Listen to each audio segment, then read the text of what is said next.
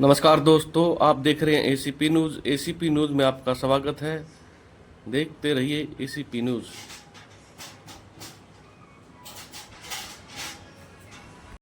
मंत्री हरियाणा सरकार आए और अपनी बात रखें। प्रोफेसर छत्रपाल जी।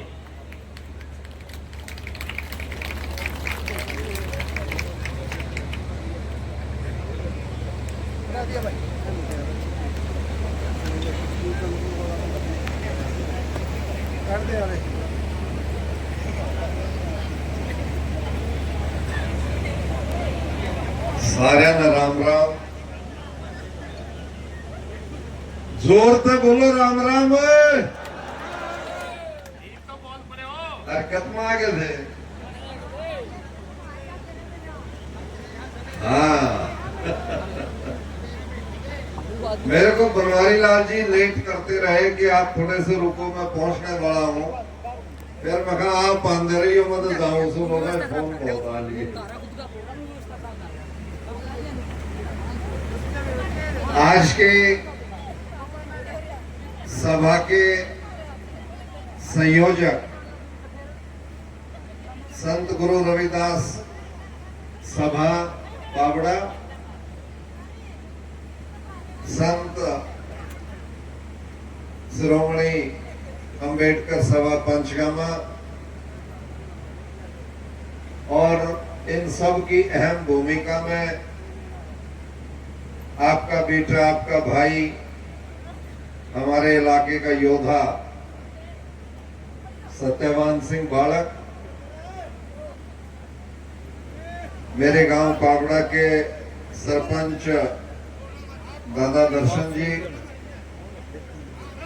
पूर्व सरपंच बलबीर सिंह जी, हमारे बहुत ही सम्मानित पुराने साथी, पढ़ने के टाइम के साथी पूर्व सरपंच बालक भाई बलवंत सिंह जी, चाचा साधु राम जी,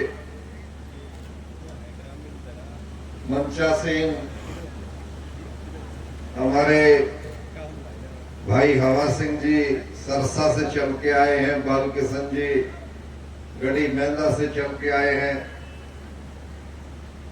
अंबेडकर सभा, गुरु रविदास सभा के सभी पदाधिकारी साथियों, मंचा सिंह सभी नेताओं, इलाके के सरपंच, पूर्व सरपंच, जिला परिषद के सदस्य, पूर्व सदस्य, भवन समिति के सदस्य, पूर्व सदस्य, मेरे गांव के, मेरे इलाका के, उकलाना हल्का के मेरे बुजुर्गों, चाचे ताऊओं, चाची ताई, बुआ बहनों, नौजवान साथियों, पत्रकार साथियों,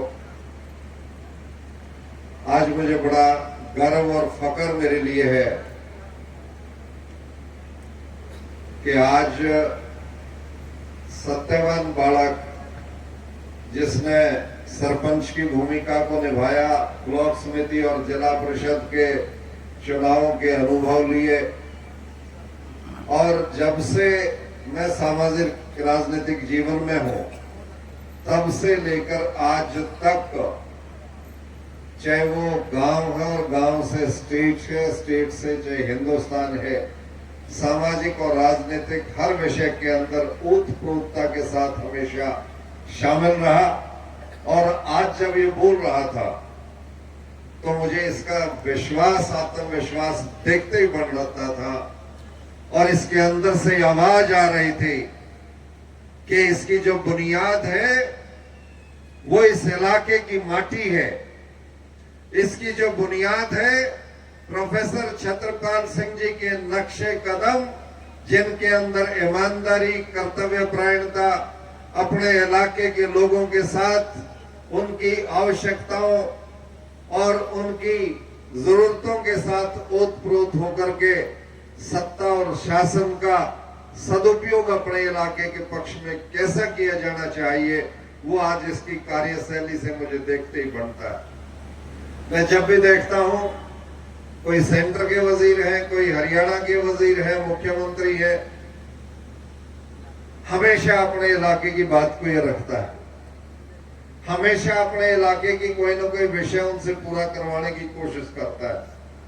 और आज भी इनके जहन में जब ये अपने लंगर भवन का उद्घाटन की बात थी कि ये सरकारी पैसे से कैसे बने, अपना जो ये गुरु रविदास भवन है जिसकी शुरुआत कभी किसी जमाने में मेरे हाथों से हुई थी, इसको और कैसे प्रफुल्लित और प्रसन्नता के साथ बढ़ाएं, किस प्रकार से बालक, खेतड़, पावड़ा और उकलाना के इस इलाके के अंदर किस प्रकार से आगे इसका नेतृत्व करते हुए इन लोगों की खुशहाली के लिए काम कर सके।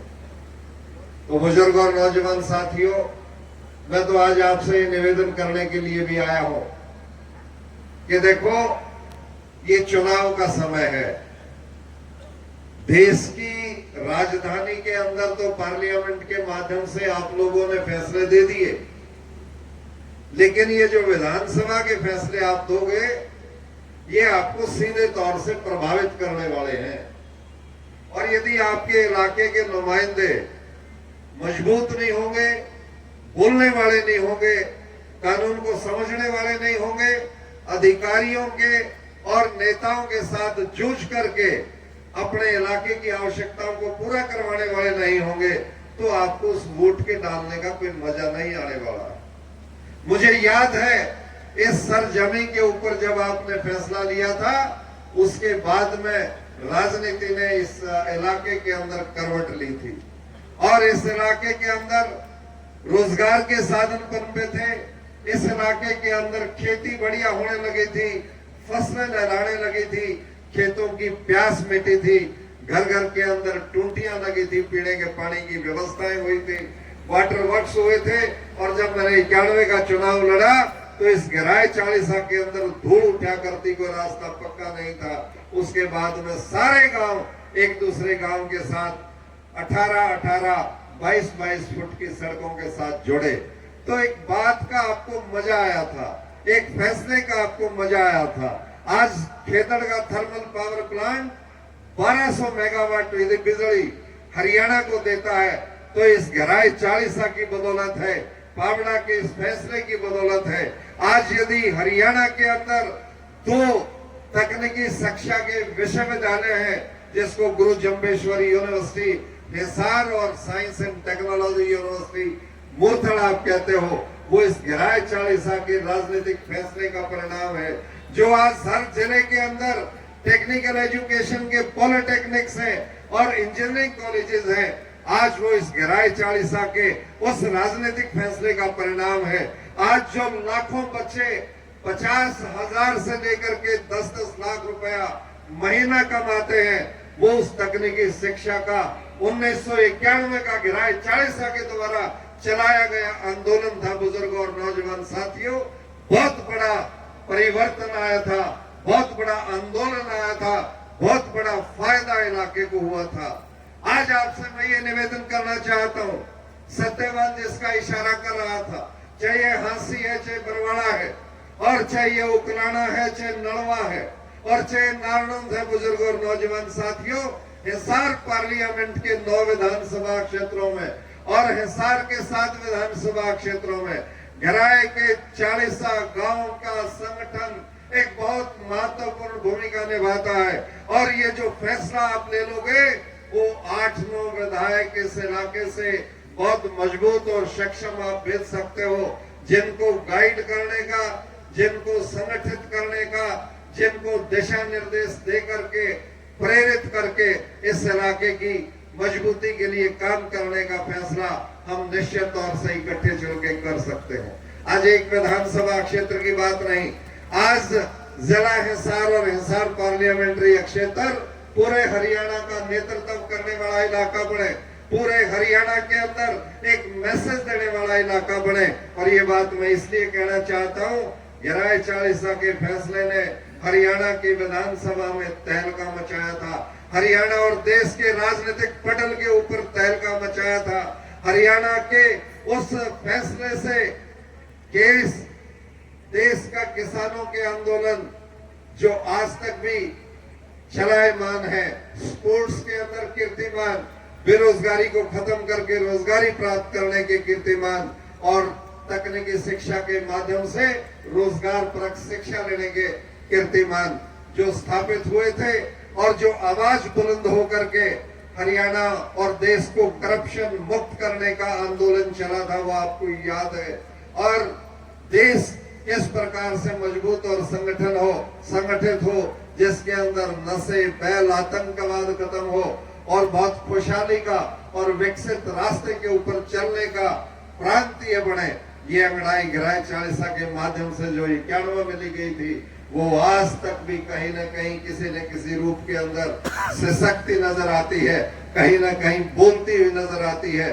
और उस आंदोलन के बाद में अनेक हरियाणा के नौजवानों ने आगे बढ़ने का काम किया, राजनीति में निकलने का काम किया।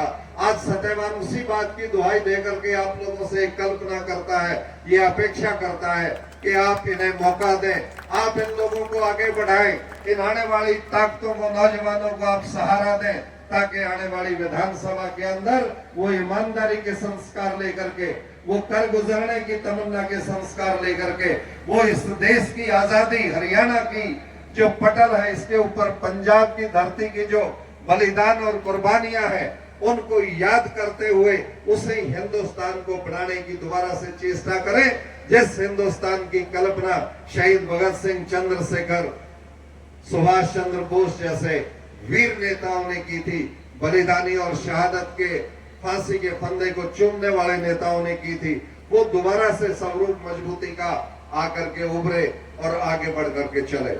बुजुर्ग और नौजवान साथियों, यही कल्पना आज मैं आपसे करता हूं। आज आपको इस बात का ध्यान रखना पड़ेगा कि जो आज उकलाना में बैठे हैं, वो बरवाला, हांसी और पूरे इलाकों में अपने आदमियों का साथ देने के लिए अपने संपर्कों का, अपनी जानकारी, दोस्तियों का, उनको समझाने का काम करें। उधर से हांसी, बरवाला और नलवा के इलाके के, नारौंद के इलाके के लोग उकलाना के अंदर इसी प्रकार से सहयोग करें। आप आपस के अंदर एक बहुत बड़ा संगठन है। कल मैं, वो केशव था, भाई कृष्ण वाला लड़का, कंप्यूटर पे काम कर रहा था। मैंने कहा यार, मैंने बूढ़ा हो गया, मैं लड़ते लड़ते इस कंप्यूटर में कितने आदमियों के नाम और नंबर हैं जो मेरे गला रोज खोदे रहे बेचारे। यूं बोला ताऊ जी, 28,000 तो मैंने छांट लिए और कागज कौन लाग रहा हूं। तो जिनके, ये तो ईब के नंबर की बात कर रहा हूं मैं। जब पहला मेरे गले धूल फिरा करते, जो कदे मोबाइल देखा था ना टेलीफोन देखा था, उनकी गिनती है नहीं, वो तो हजारों की संख्या में है। और आज उनके अंदर से कुछ परमात्मा को प्यारे हुए और कुछ बुढ़ापे की तरफ, बुढ़ापे की दहलीज के ऊपर है। वो भी आज ये मोबाइल और वो टेलीफोन नहीं रखते, जिनके ऊपर व्हाट्सएप, इंस्टाग्राम, जो नए बालका का काम चलने लग रहा है। तो मेराड़ी फौज जो ये 28,000 की वो गिनती कर रहा था, बाकी इकट्ठे करने लग रहा था, वो 56,000 होंगे, 72,000 होंगे। मैं कह रहा था बेटा, इतने बिना फोन वाले मेरे मनस है पूरे इस इलाके के अंदर। तो ये 1.5 लाख की फौज यदि कहीं किसी के दिल में आपके इलाके के प्रति प्यार रखने वाली भावना, अपनेस की भावना हो, अपनपन की भावना हो, तो मैं कहता हूं कि हिसार पार्लियामेंट से और हरियाणा से आप मजबूत और सक्षम विधायक बना करके इस चुनाव में भेज सकते हो। मैं आज आपसे निवेदन करना चाहता हूं, अब थोड़ी सी सुस्ती छोड़नी पड़ेगी, अंगड़ाई लेनी पड़ेगी और इस बात का प्रयास करना पड़ेगा कि आज से ही बाट न देखो कौन कद किसकी चिट्ठी कौन सी पार्टी पाड़ेगी। मैं आज आपको ये कहना चाहता हूं, आपकी वोट किसी के गिरवे नहीं रखी है।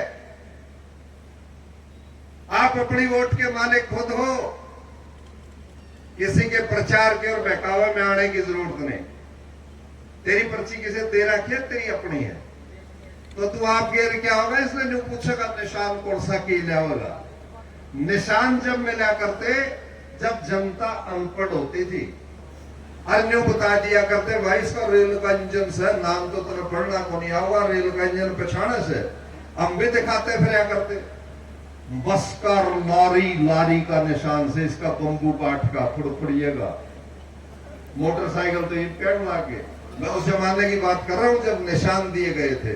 फुड़फुड़िया और बम्बू काट जब होते थे निशान, तो समझाते फिर करते भाई फुड़फुड़िया है अपना योद्धा भी। अब तो आपको नाम पढ़ने आते हैं, नामा का फैसला कर लो। और नामा वाला बटन दबा के आ जियो। तमें अनपढ़ कोनी, पुराने कोनी, घने बुढ़े कोनी, जो निशान पछाड़ के गिरेंगे, नाम और उसका चाल चरित्र पछाड़ करके वोट गिराइयो लोगों। हरियाणा की विधानसभा के अंदर 90 के 90 ऐसे एमएलए जाओगे जो भड़के से लड़ेंगे उड़े, जिनकी बात में स्वाद आओगा, जिनके समर्थन और विरोध में स्वाद आओगा। लेलवे से बना के भेज दी में, हाँ जी हाँ जी हाँ जी, देड़ ने खाने आगे पास लोग हाँ हाँ करते फिरे जाए। और ये चीफ मिनिस्टर की चाटुकारिता करते फिरे जाए। जिनकी जान में दम हो, जिनकी आवाज में दम हो, जिनके ज्ञान में दम हो और जिनकी नैतिकता में दम हो, वो आदमी जिस दिन भिजवा दोगे उस दिन सुभाष चंद्र बोस और शहीद भगत सिंह का देश और हरियाणा बढ़ जाएगा। लोगों, इस बात का ध्यान आपको रखना है। तो आज तो ये निशान पूछने छोड़ दो, मणस पहचान लाग जो बलवंत गलता सो ठीक है, करनी है पड़ेगी।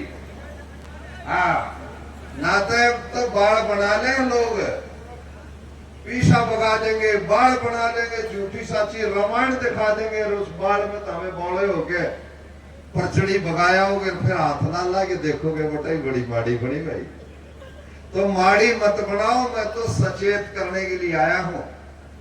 मैं आज पार्टी में हूं, मुख्यमंत्री मेरा बहुत अच्छा दोस्त है, प्रधानमंत्री के साथ मेरी बहुत अच्छी बनती है, लेकिन मेरी सलाह लेके चलन जदे दो। और सलाह लेके कब चलेंगे? जब चलेंगे जब तमें मेरे हाथ में लठ दे दोगे चौपर। ताकत है इसका मतलब, लठ का मतलब सिर फोड़ने वाला नहीं। वोट की ताकत से जब आप आगे भेज दोगे तो मुख्यमंत्री भी आपकी बात को इसलिए सुनेगा, प्रधानमंत्री भी आपकी बात को इसलिए सुनेगा कि लोगों की सच्ची नुमाइंदगी करने वाले नेता है, दबने और झुकने वाले नेता नहीं है। ये किसी लालच के अंदर, कमजोरी के अंदर आकर के भागने वाले नेता नहीं है। ये पाड़ा मांड के लड़ने वाले लोग हैं। बुजुर्ग और नौजवान साथियों, शहीद भगत सिंह और ने पाड़े मांडे थे, तो राज और वोट की ताकत आपके हाथ में है। और जो से ये पाड़े मांडर नहीं जानते थे, उनकी तो गद्दियों के ऊपर कब्जा दूसरों ने किया। तो मैंने तो इशारे में आपको समझाने की कोशिश की है, बताने की कोशिश की है। और इस जगह के ऊपर तो मेरा अधिकार है। यहां आप और हम इसी माटी में पैदा हुए हैं, इस माटी पे आपका मेरा हक है। और इस हक के अंदर ही हम यदि मजबूत आवाज के अंदर यदि अपने फैसले नहीं लेंगे तो फिर मरला कौन सुनेगा भाई? तो आप लोगों के इसी भाव के ऊपर सत्यवान ने अपनी बात को रखा और मैंने इशारा किया पूरे जिला हिसार की तरफ और हरियाणा की तरफ, क्योंकि ये जितने जीत के जा रहे हैं ना सारे मेरे पास से गए तकरीबन। भी तमें को ये करेंगे, ये ठट्टू करेंगे, करांगे आप तमें तगड़े हो जाओ, आपा करांगे और किसी ने कुछ नहीं करना। तो इसलिए मेरा आपसे निवेदन है कि अब 1.5-2 साल 15 अक्टूबर के तक करीब चुनाव होगा।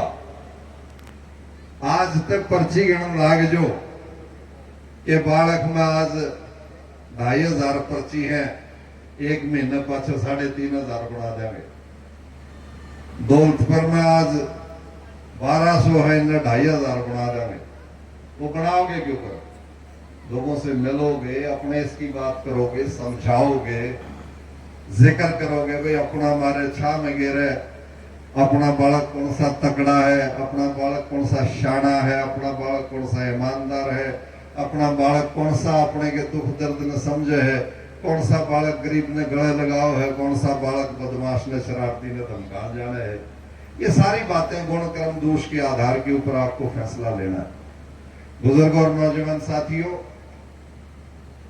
मैं अभी लंबी बात नहीं करूंगा, बहुत सुबह से बैठे और मैं लेट इसलिए आया क्योंकि बनवारी लाल जी की मुझे उम्मीद थी और अभी मुझे मैसेज मिला है शायद बनवारी लाल जी कैबिनेट की मीटिंग लंबी चलने की वजह से वो आ नहीं सके। आप कहो तो मैं टेलीफोन पर आपकी बात हो रही माइक में सुनवा दूंगा, और जन्यों को काम चल गया तो फिर ये जितनी भी मांग आपकी है, मुझे मुख्यमंत्री ने भी अधिकृत कर रखा है, बनवारी लाल जी ने भी अधिकृत कर रखा है, बनवारी लाल जी ने तो इसको भी अधिकृत कर रखा है। जो भी आपकी मांग होगी, कहीं पैसे की है, धेले की है, और जो भी है वो हरियाणा सरकार के माध्यम से निश्चित तौर से पूरी हो जाएंगी। बनवारी लाल जी के जो कलम की है वो स्वयं करेंगे, और जो उनको मुख्यमंत्री की मदद चाहिए कि वो भी कहेंगे। और मुख्यमंत्री जी मेरे बहुत प्रिय दोस्त हैं, भाई हैं, उनसे मैं भी निवेदन करूंगा कि हमारे इलाके में इन चीजों की आवश्यकता है, इनको तुरंत पूरा किया जाए, और आचार संहिता लगने से पहले ये चीज पूरी हो जाए तो ठीक है, नहीं तो अक्टूबर वाले बाद वाले ढांचे में पूरी करानी पड़ेगी। तो ये निवेदन है आप लोगों से, बहुत अच्छी तादाद में आप आए, बहुत अच्छा कार्यक्रम आपने किया। गुरु रविदास